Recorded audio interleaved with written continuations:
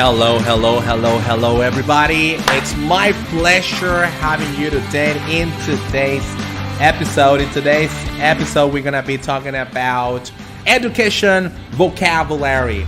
And remember that this lesson is brought to you by iSpeak, which is the program that we teach here at NICALINGUE that will help you out to improve your speaking abilities, your speaking skills. That's right, we're talking about vocabulary, pronunciation, fluency, grammar, range, and coherence based on the IELTS speaking criteria.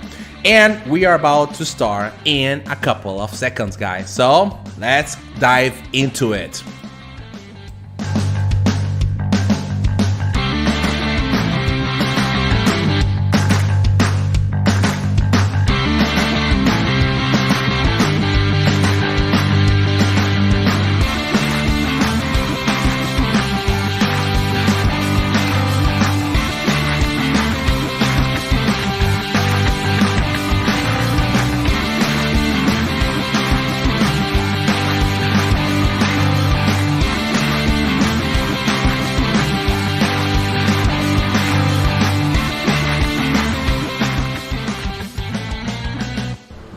Alrighty, everybody. Welcome back to another episode, to another lesson. I'm pretty excited to be here with you. Today is Wednesday, November 11th, 2020, and NICALINGUE, thanks to the sponsorship of iSpeak, is bringing you a new lesson. A lesson about vocabulary, right? We're talking about education. So let's go ahead and get started, guys, with today's first word. The first word of the day is the following. So the first word is A for effort. A for effort. What does A for effort mean? Pretty much, let's go ahead and read it just above my head. It says a good mark, which is given someone for trying hard rather than for a success. In other words, guys, this is where, for example, you attend to classes, you are about to deliver a presentation or to give a presentation, and because you did your, the best you could, you gave the best, and even though that you didn't succeed, so what is going to happen is that the teacher gave you at A because of the effort, right? So A for the effort. And we have the example over there that says, although I'm not the smartest in the group, I often get an A for effort because I tried hard. So try to think about that classmate you had in your childhood. And this is the kind of guy that did his best. And even though that he deserved a 0. But because of his hard work, so definitely he got an A, right? Alrighty, cool. So that's the first word of today's episode. And the second word that we're gonna go and read is going to be bookworm. That's right, bookworm.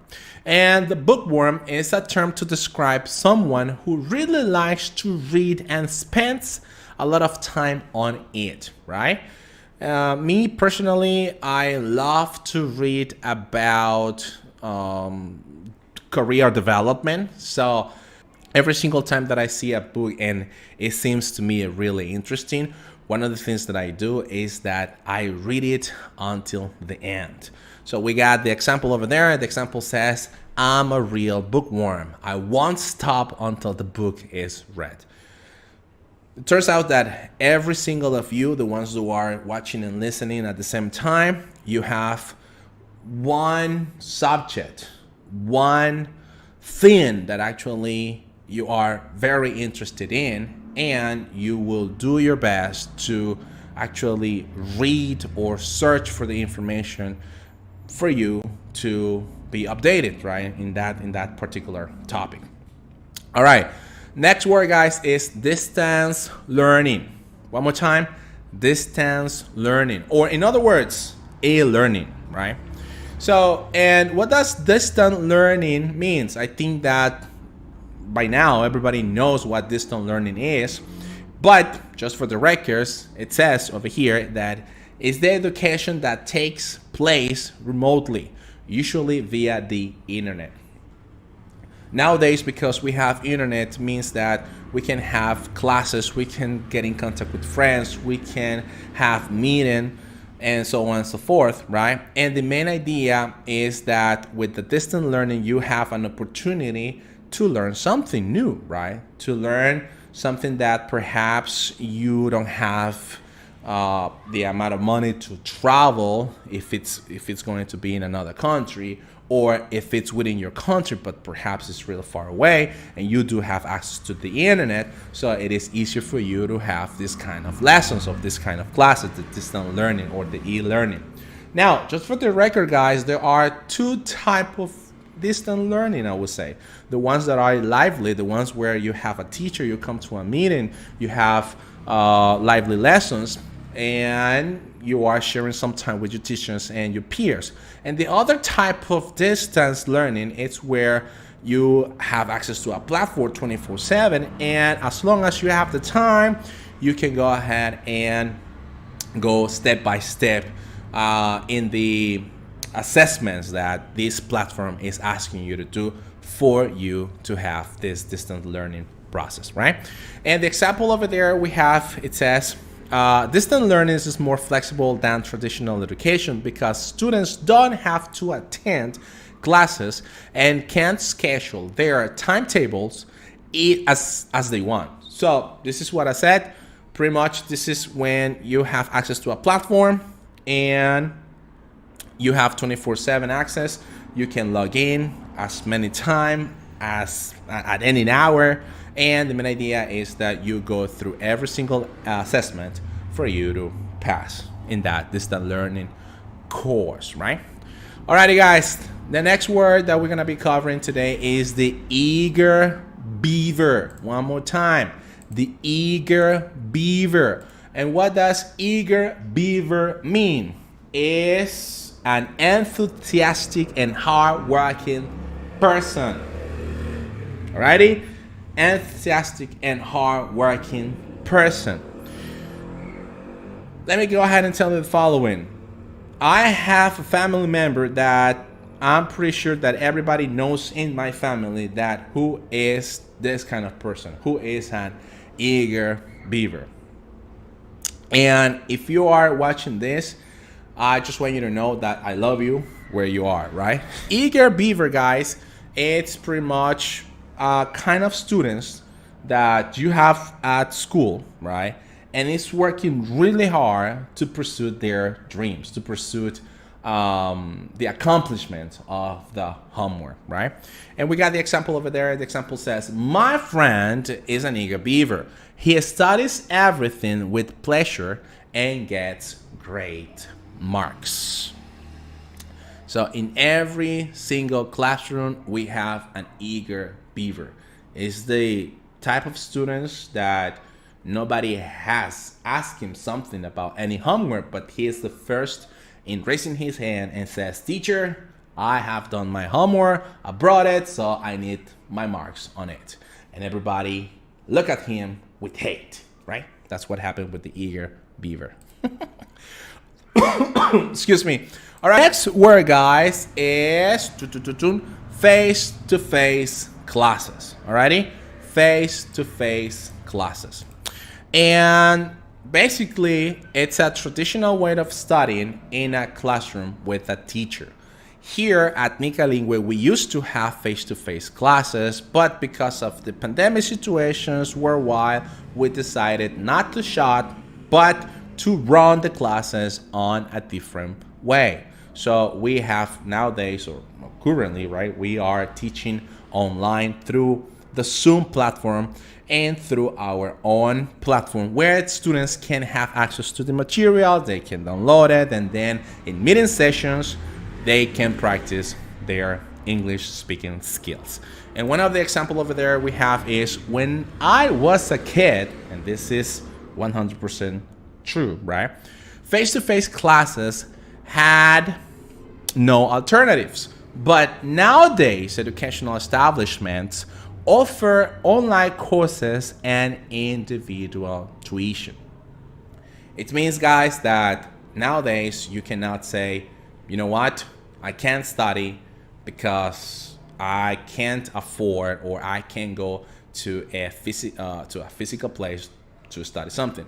Anything that you want to accomplish, anything that you want to study, you can do it from the internet. Obviously, if you have a person that can help you out to reach your goals easier and faster, you can get in contact with those people, right? Alrighty, so let's continue, guys. The following word is hit the books. Hit the books, and this is begin to study really hard. I don't know you, but I do remember when I was towards the end of every single year. It doesn't matter the grade I was in or the years I was in. I used to say to my parents, you know what, this year I am going to hit the books. Every single year, at the beginning or towards the end of the year, we say this to our parents, or we say this to ourselves. I am going to hit the books. And what it means is that you are going to study hard, right?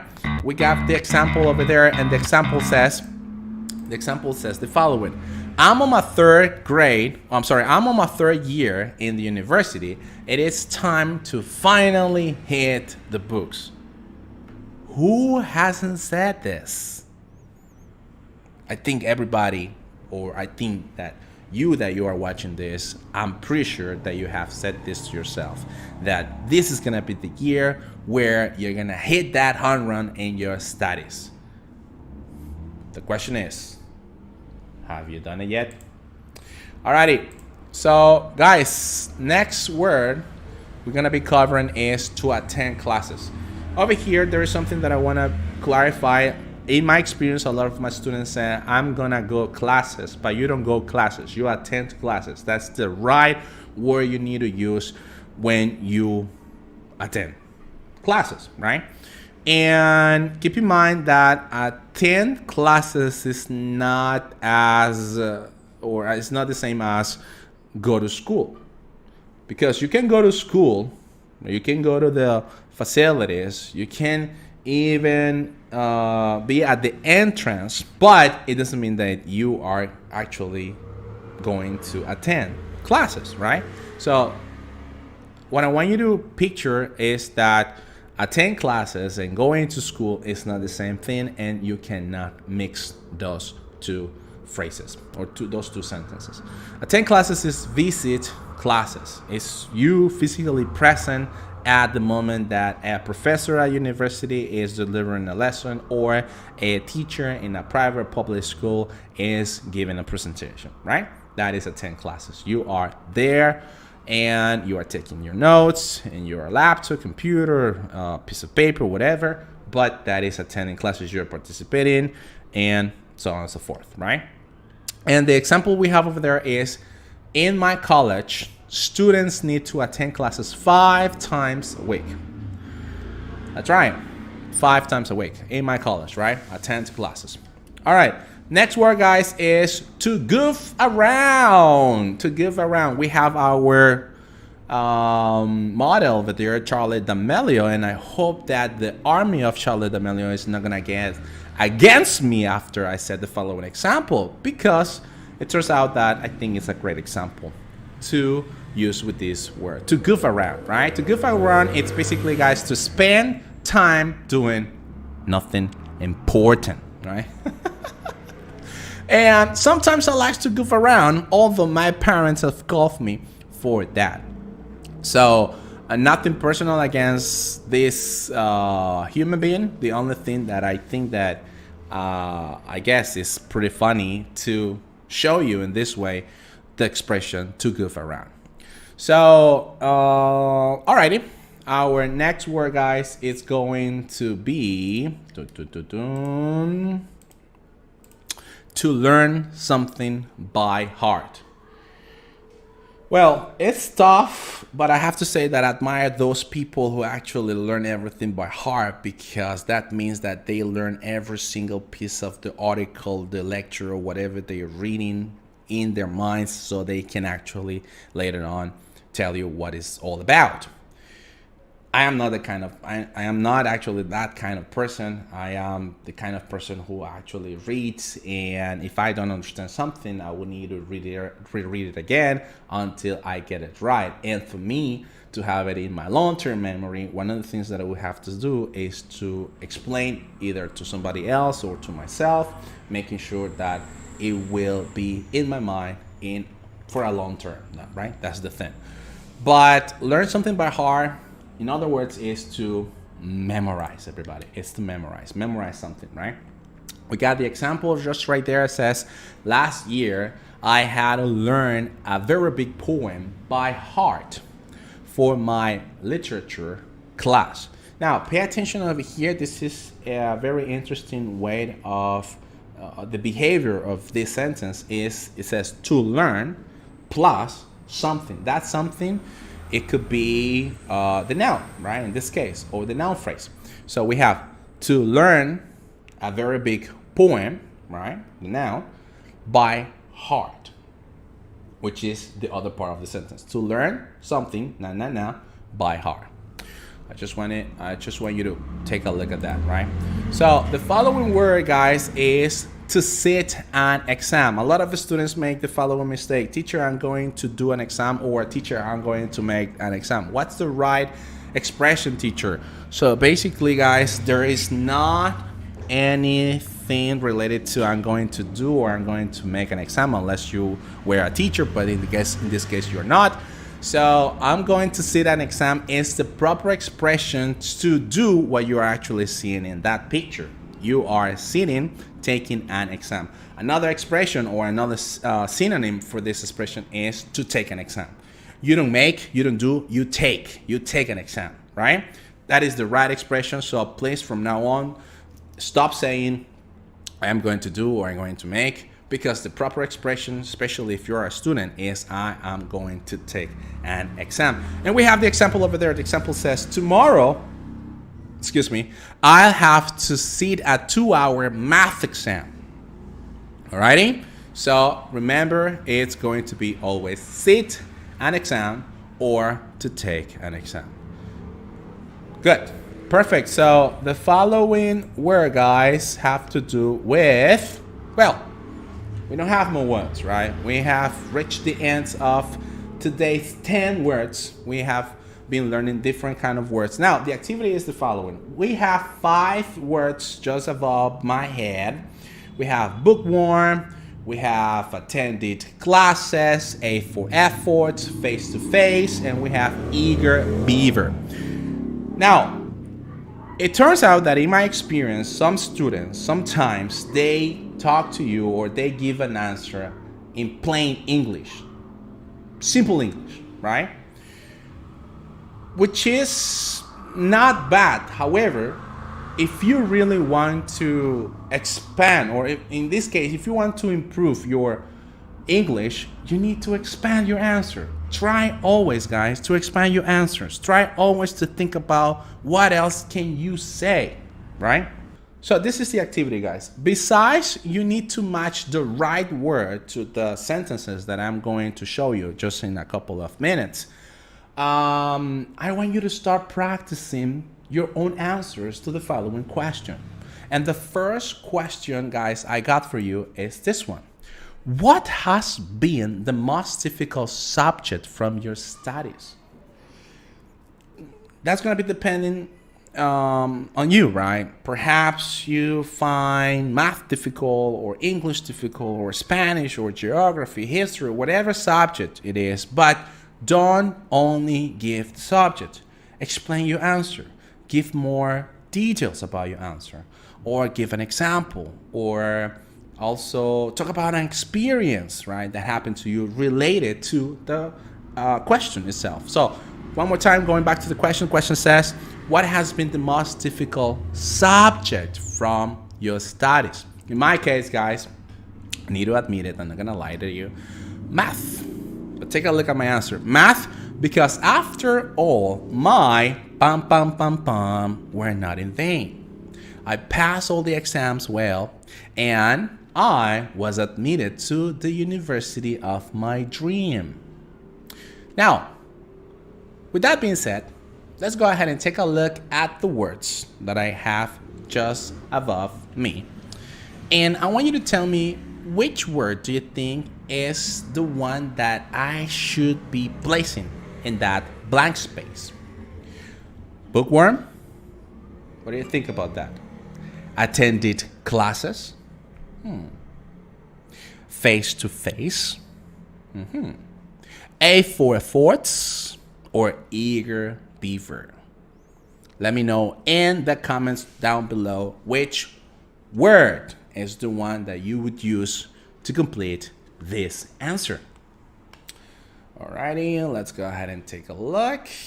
Yes, very good. That's A for effort. So, going back to the question says, what has been the most difficult subject from your studies? If you say math, that's not speaking English, guys. That's just having a really good listening skill and you are answer a question.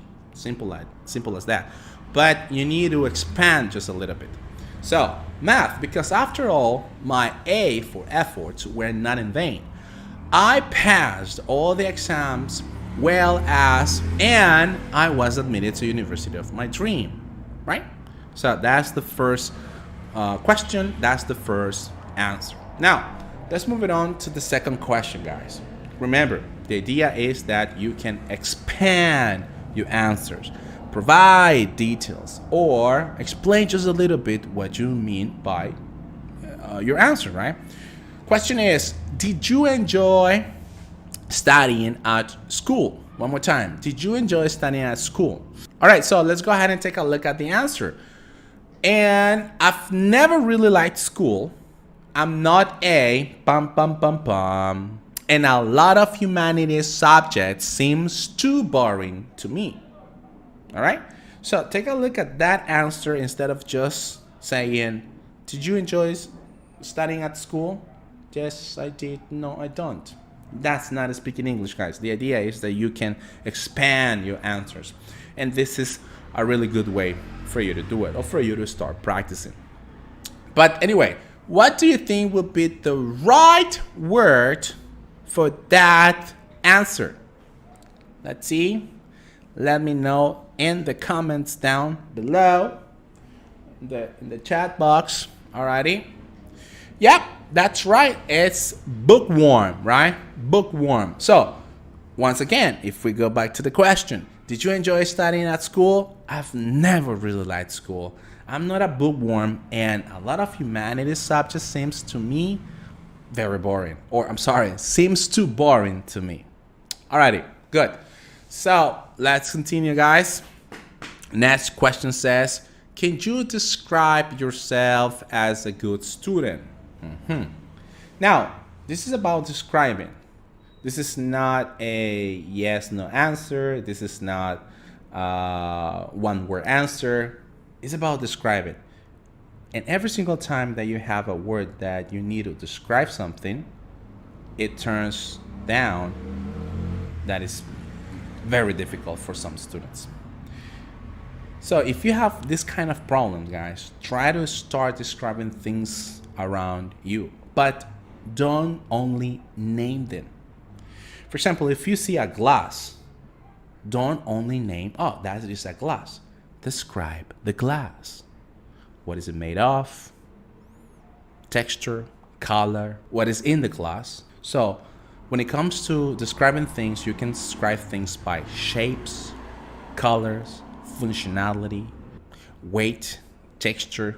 I mean, describing means a lot, guys. So one of the things that you can do is actually try to look around yourself and try to describe the things that you can see, right?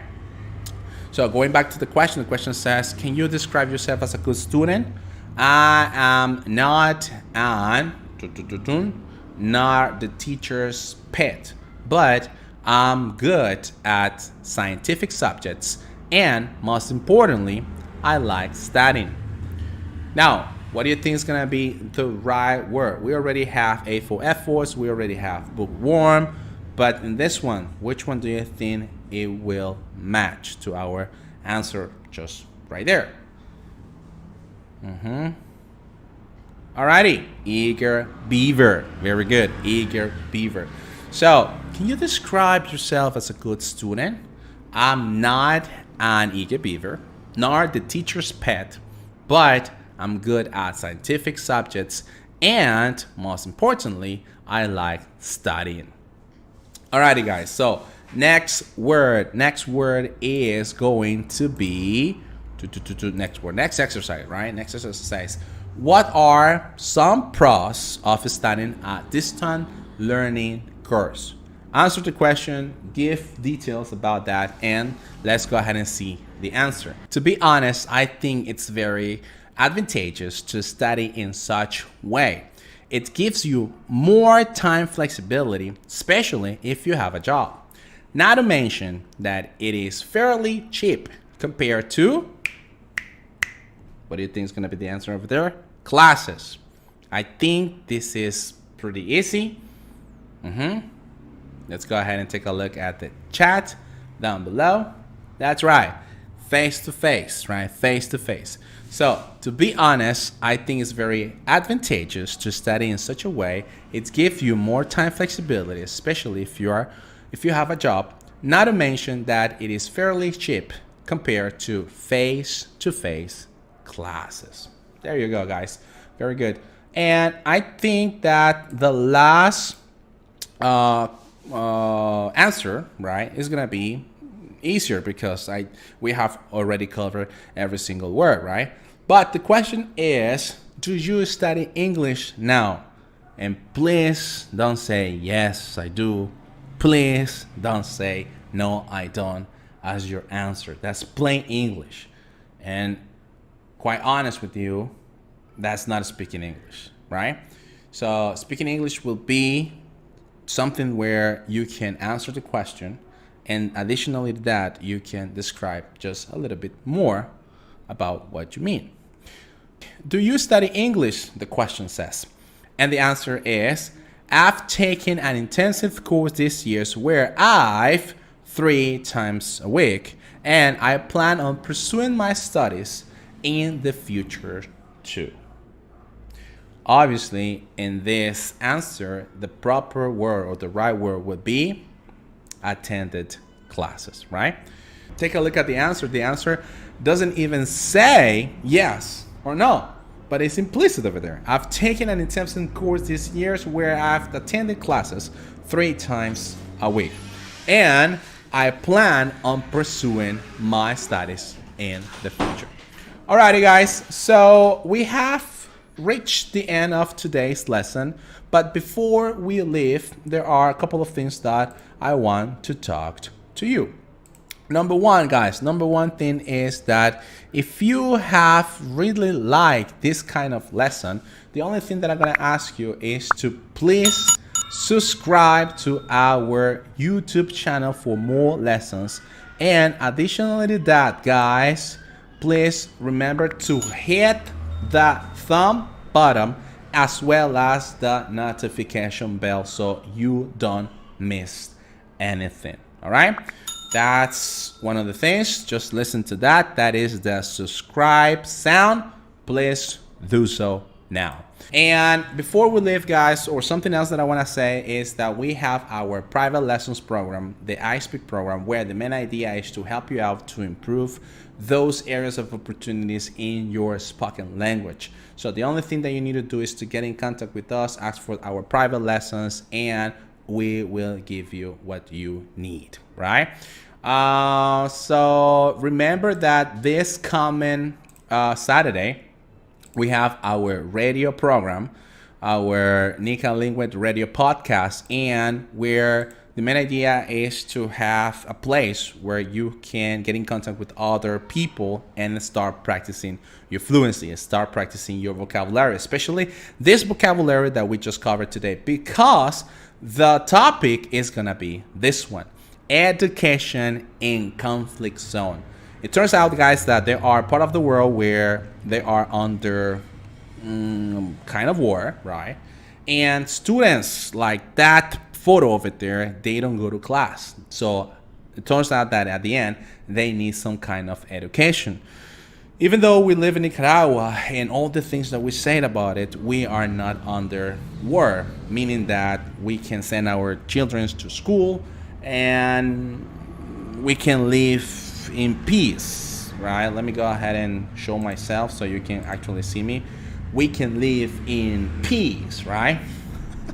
But anyway, this is something that we're gonna be discussing in our next section next Saturday. The only thing that you need to do is to let me know in the comments down below if you want to participate, and I will be sending you an inbox of the things that you need to do for you to participate. And don't worry, this time is sponsored by iSpeak and NICALINGUE. All right, so something else, well, that will be it, guys. That will be it, right?